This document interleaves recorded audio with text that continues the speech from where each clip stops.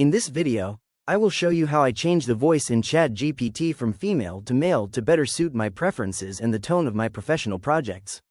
I'm starting right here on the home page, and to begin, I'll move my cursor down to the bottom left corner and click on my profile name to open the account menu. From the list of options, I'll click on Settings to access the customization window.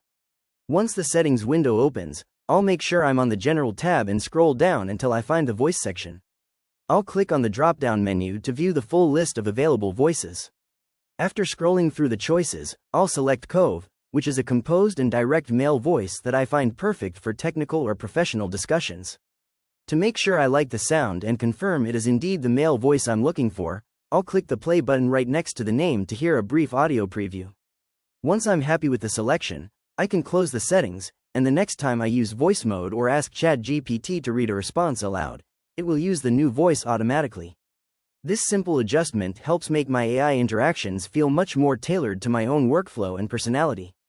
If you found this quick walkthrough helpful for personalizing your own AI experience, please consider liking the video and subscribing for more quick tips and tutorials.